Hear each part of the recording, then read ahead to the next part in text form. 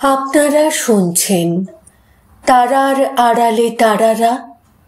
আর আজকের পর্বে আমরা খুলে বলবো বাংলা চলচ্চিত্র জগতের এক কিংবদন্তি রহস্যময় নক্ষত্র সুচিত্রা সেনকে ঘিরে সবচেয়ে আলোচিত গল্প। তিনি কেন দাদা সাহেব ফালকে পুরস্কার গ্রহণ করেননি, এটাই আজকের মূল কাহিনী। সুচিত্রা সেন নামটা বললেই মনে পড়ে রহস্য, সৌন্দর্য, ব্যক্তিত্ব আর এক অদ্ভুত দূরত্ব। উত্তম সুচিত্রা যুগের অতুলনীয় জুটি তাকে বানিয়েছিল বাংলা সিনেমার অবিস্মরণীয় আইকন। কিন্তু কেরিয়ারের শেষ দিকে তিনি এমন এক সিদ্ধান্ত নেন যা বলিউড তো বটেই, পুরো ভারতীয় চলচ্চিত্র জগৎকেই হতবাক করে দেয়। তিনি সম্পূর্ণভাবে জনজীবন থেকে সরে দাঁড়ান। 1978 সালের পর থেকে তিনি আর প্রকাশ্যে কোথাও যাননি, না কোনো ফাংশন, না কোনো ইভেন্ট, না কোনো ইন্টারভিউ। তিনি হয়ে ওঠেন এক নির্জন অন্তরালবাসিনী। 2005 সাল ভারত সরকারের সর্বোচ্চ চলচ্চিত্র সম্মান দাদা সাহেব ফালকে পুরস্কার। নির্বাচন কমিটি সিদ্ধান্ত নিল এই সম্মান দেওয়া হবে কিংবদন্তি সুচিত্রা সেনকে।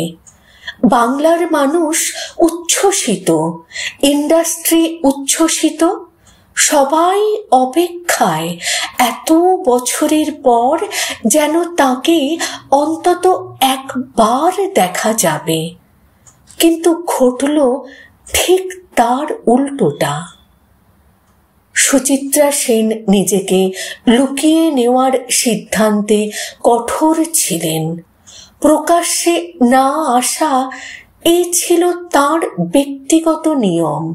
ফালকে পুরস্কার পেতে হলে সরাসরি দিল্লিতে গিয়ে রাষ্ট্রপতির হাত থেকে গ্রহণ করতে হয়, কিন্তু তিনি সেই নিয়ম ভাঙবেন না, এই ছিল তার একান্ত দৃঢ়তা। তিনি চেয়েছিলেন মানুষ যেন তাকে মনে রাখে তার উজ্জ্বল সময়ের সুচিত্রা হিসাবে। বয়সের ছাপ বা অসুস্থতার চিত্র যেন মানুষের স্মৃতিকে বদলে না দেয়। অনেকেই বলেন তিনি নিজের মিথ ভেঙে দিতে চাননি। সেই সময় তার স্বাস্থ্যের অবস্থা খুব একটা ভালো ছিল না। ভ্রমণ করা, আলো ঝলমলে অনুষ্ঠানে থাকা, এই সবই তার জন্য কষ্টকর হয়ে উঠেছিল। রাজনীতি, মিডিয়ার ভিড়, ক্যামেরার ঝলক, এসব থেকে তিনি বহু বছর দূরে ছিলেন। হঠাৎ করে পুরস্কার নিতে গেলে সেই শান্তি ভেঙে যেত। এমনকি পরিবার থেকেও তাই বলা হয়েছিল। তিনি এই সিদ্ধান্তেই অনড় ছিলেন।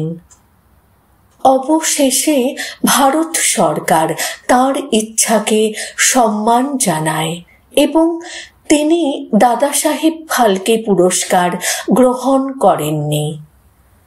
বহু মানুষ মনক্ষুণ্ণ হয়েছিলেন।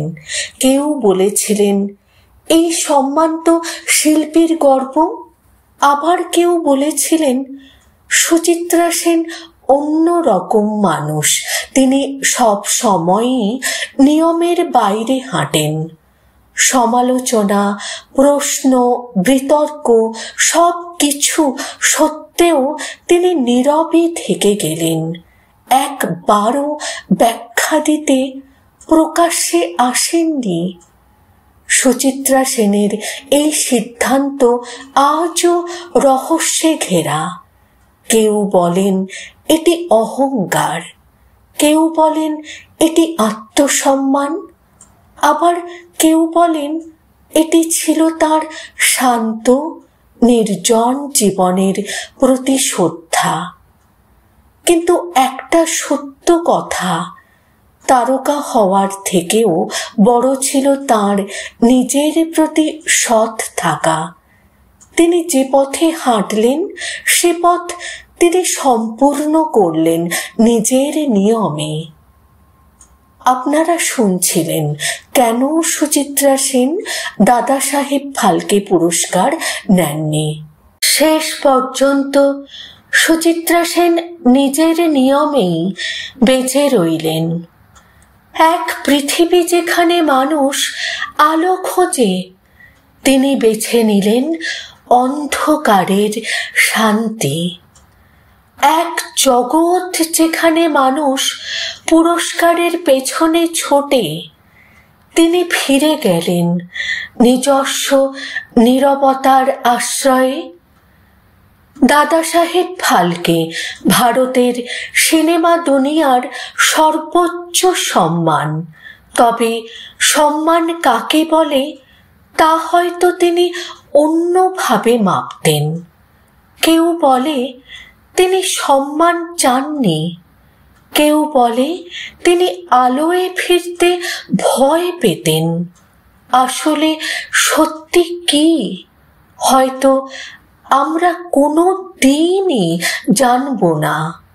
কিন্তু আজও এত বছর পর যখন উত্তম সুচিত্রার কেমিস্ট্রি পর্দায় ঝলসে ওঠে, যখন সাত পাকে বাঁধার মৃদু সুর বাজে, যখন দীপ জ্বেলে যায় ছবির কোমল প্রেম আমাদের ছুঁয়ে যায়, তখন বুঝতে পারি পুরস্কার না নিলেও সুচিত্রা সেন নিজেই এক পুরস্কার, এক মিথ, এক রহস্য, এক নিবিড় নক্ষত্র।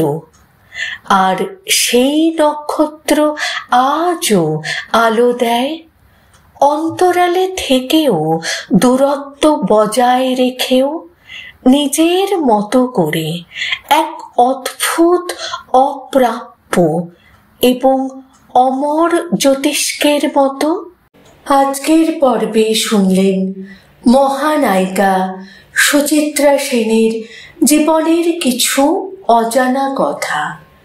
আলো আধারের ফাঁকে লুকিয়ে থাকা তার গল্প যেন আজও আমাদের ছুঁয়ে যায়।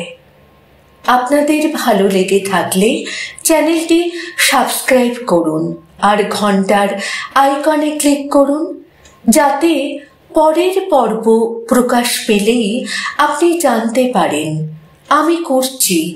মহানায়িকা কথা থেকে বিদায় নিচ্ছি। আবার ফিরে আসব বাংলা সিনেমার আরও এক অনন্য অধ্যায় নিয়ে। ভালো থাকুন, শ্রবণে থাকুন, আলোয় থাকুন।